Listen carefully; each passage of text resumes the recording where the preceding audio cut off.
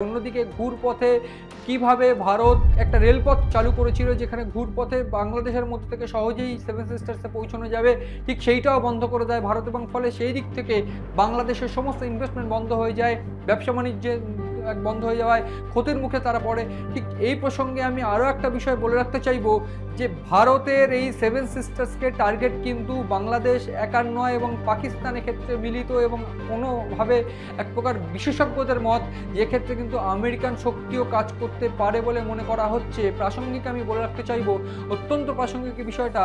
এই যে জেনারেল সাহির শামসুদ মির্জা, যিনি কিনা এই মুহূর্তে দাঁড়িয়ে অত্যন্ত গুরুত্বপূর্ণ পর্যায়ে রয়েছেন এবং জয়েন্ট চিফ অফ স্টাফ কমিটির চেয়ারপারসন এই জেনারেল সাহির শামসুদ মির্জা, তিনি সম্প্রতি বলেছিলেন যে যদি পাকিস্তানের সঙ্গে ভারতের যুদ্ধ হয় সেটা শুধুমাত্র কাশ্মীরে নয়, ভারতের পূর্ব দিক থেকেও শুরু হতে পারে। সেক্ষেত্রে এইখানেই প্রশ্ন উঠছে, তবে কি বাংলাদেশের মাটি ব্যবহার করে এইবার ভারতে হামলার ছক করছে পাকিস্তান এবং তার সমর্থন করছে কোথাও গিয়ে ঘুরপথে আমেরিকা? তা যদি হয় সন্ত্রাস ছড়িয়ে দেওয়ার চেষ্টা, সন্ত্রাসবাদীদের এই চেষ্টা, সেইটা কিন্তু ভারত অত্যন্ত গুরুত্বপূর্ণ এবং সংবেদনশীলভাবে দেখবে। সম্প্রতি আমি বলে রাখার চেষ্টা করব, এই ওয়াকারুজ্জামান এবং ইউনুস সিন্ডিকেটের সঙ্গে যে সংঘাত, সেই সংঘাতের উপর দাঁড়িয়ে ভারতের থেকে কিন্তু বেশ কয়েকজন আর্মি ইন্টেলিজেন্স বা সেনা তারা কিন্তু গিয়েছিলেন বাংলাদেশে। তারা কিন্তু ঢাকায় পা রাখতেই এক প্রকার ইউনুসের পিলে কাঁপতে শুরু হয়ে যায় এবং ইউনুস বুঝতে পারে যে এই ক্ষেত্রে ভারতের ইনভলভমেন্ট বাড়তে পারে। অন্যদিক থেকে ঠিক সেই সমসাময়িক ঘটনায় আমি উল্লেখ করতে চাইব যে বাংলাদেশের সেনাপ্রধান ওয়াকারুজ্জামান তিনি এই লালমনিরহাট সহ বিভিন্ন বন্দরগুলোতে যান বা বিভিন্ন এয়ারপোর্টগুলোতে যান, যেটা কিনা চিকেন স্নেকের কাছে, যেটা কিনা সেভেন সিস্টার্সের কাছে। ফলে এই জায়গায় দাঁড়িয়ে এই সেভেন সিস্টার্সের কাছে ওয়াকারুজ্জামান কোথাও গিয়ে ভারতের সঙ্গে সংযুক্ত হতে চাইছে এবং ভারতের সঙ্গে যে সামরিক সাহায্য ওয়াকারুজ্জামান চাইছে, এই যে বিষয়টা সেটা সামনে আসতেই কিন্তু পাকিস্তানের ইনভলভমেন্ট এবং পাকিস্তানের এই যে সাহির শামসুদ মির্জা তিনি যেমন এসেছেন, তার মধ্যেই যে তথ্য উঠে আসছে যে 27 তারিখ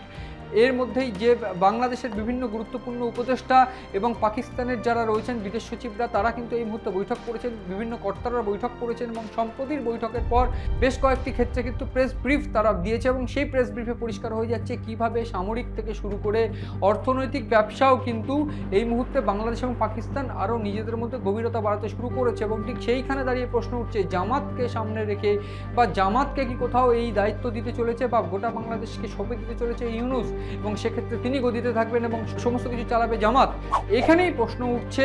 যে কেন এক্স্যাক্টলি এই প্ল্যান এবং কেন এই ছক করা হচ্ছে এবং এই ছকে লাভটা কার? প্রাথমিকভাবে এই ছকটা করলে ইউনুস গদি ধরে রাখতে পারবে, জামাত বুঝতে পারছে তাদেরও ক্ষমতা ধরে রাখা সহজ এবং সেক্ষেত্রে বাংলাদেশকে পাকিস্তান মডেলে কিন্তু চালানো সম্ভব। অন্যদিক থেকে ভারতের বিরুদ্ধে ষড়যন্ত্র, ভারতের বিরুদ্ধে শত্রুতা করতে গেলে বাংলাদেশ এবং পাকিস্তান কিন্তু একটা এক্সট্রা বেনিফিট আমেরিকা থেকে পাবে এবং সেই বেনিফিট যদি আমেরিকা থেকে পায় সেক্ষেত্রে কিন্তু ঘুরপথে তাদেরই আখেরে লাভ হবে, এইটা তারা বুঝতে পারছে এবং ঠিক সেই ছকেই কিন্তু এইবার ভারতের সঙ্গে শত্রুতার ছক তারা করতে শুরু করেছে। এবং এক্ষেত্রে আমি একটু বলে রাখতে চাইবো যে ভারতের উত্তর পূর্ব অঞ্চল যেখানে কিন্তু মূলত 7টি রাজ্য, যেটা সেভেন সিস্টার্স এবং ঠিক সেই সেভেন সিস্টার্সের আশেপাশে যে কটা গোষ্ঠী বাংলাদেশ, ভুটান, মায়ানমার, নেপাল, শ্রীলঙ্কা, থাইল্যান্ড, এই দেশগুলো ভারতের প্রতিবেশী দেশগুলো, যেগুলো মূলত এই সমস্ত জায়গা থেকে কিন্তু একটা বেনিফিট পায় এবং এই সেভেন সিস্টার্সকে কোনোভাবেই যদি অ্যাটাক করা যায়, সেভেন সিস্টার্সকে সমস্যার মুখে ফেলা যায়, সেক্ষেত্রে কিন্তু বাংলাদেশের একটা অতিরিক্ত লাভ। এবং সম্প্রতি সবাই জানি যে চীনে গিয়ে এই প্রসঙ্গে মন্তব্য করার পর ভারতের সঙ্গে একটা বড় ক্ষতি কিন্তু তারা করে ফেলেছেন বা ভারতের সঙ্গে একটা বড় একটা ব্যবসায়িক ক্ষতি কিন্তু বাংলাদেশ এই মুহূর্তে ভোগ করছে। এখানেই কিন্তু আরও একটা প্রসঙ্গ উঠছে যেখানে এই জেনারেল সাহির শামসুদ মির্জা তিনি বলেছেন সম্প্রতি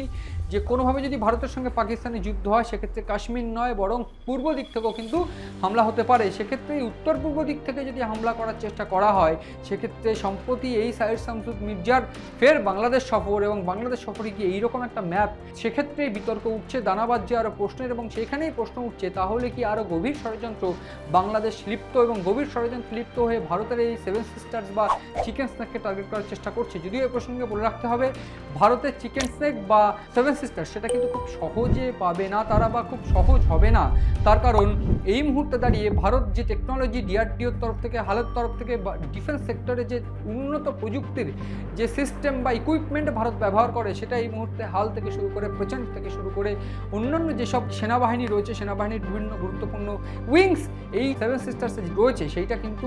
এই মুহূর্তে দাঁড়িয়ে একেবারে হাড় কাঁপিয়ে দেওয়ার মতন একটা পরিস্থিতি বা হাড় কাঁপিয়ে দেওয়ার মতো ইকুইপমেন্ট কিন্তু রয়েছে, যা কিন্তু বাংলাদেশের রীতিমতো ঘুম উড়ে যাবে যদি কোনোভাবে হামলা করতে যায়। সেক্ষেত্রে আমরা জানি সবাই যে স্যাটেলাইট ইমেজ ব্যবহার করে, স্যাটেলাইট রে সিস্টেম ব্যবহার করে, অন্যান্য ক্ষেত্রে এআই সিস্টেম কিন্তু এই মুহূর্তেও ভারত ব্যবহার করছে সেনাবাহিনীতে। ফলে যে উন্নত প্রযুক্তির ইকুইপমেন্ট এই মুহূর্তে ভারত ব্যবহার করে, সেক্ষেত্রে আকাশ প্রাইম এয়ার ডিফেন্স সিস্টেম বা অন্যান্য ক্ষেত্রে যে ধরনের এয়ার ডিফেন্স সিস্টেম ভারত ব্যবহার করে, S-400 আমরা জানি সবাই বসানো রয়েছে শিলিগুড়িতে। ফলে এক্ষেত্রে চিকেন স্নেক বা সেভেন সিস্টার্স কোনোটাই যে বাংলাদেশের পাওয়া হবে না সেটা যেমন পরিষ্কার, ঠিক এইরকমভাবে আরও একটা বিষয় পরিষ্কার যে ভারতের সঙ্গে যদি পাঙ্গা বাংলাদেশ নিতে আসে, ঠিক বাংলাদেশের মাটি ব্যবহার করে যদি কোনোভাবে ঘুরপথে ভারতের উপর হামলা হয়, সেটা যদি পাকিস্তান বা অন্য কোনো দেশও করে, সেক্ষেত্রে আগে বাংলাদেশের অবস্থা খারাপ হবে এবং তারপর পাকিস্তান সহ অন্যান্য যেসব দেশ এই ষড়যন্ত্রে লিপ্ত থাকবে তাদেরকে একে একে বুঝে নেওয়া হবে। ঠিক সেরকম হুমকি কিন্তু এই মুহূর্তে ভারতের সেনাবাহিনীর রয়েছে, ঠিক সেরকম ক্ষমতা কিন্তু ভারতের সেনাবাহিনীর রয়েছে। প্রাসঙ্গিক আমি যে বিষয়টা একটু বলে রাখতে চাইবো যে মোহাম্মদ ইউনূসের এই উপহার বা মোহাম্মদ ইউনূসের এই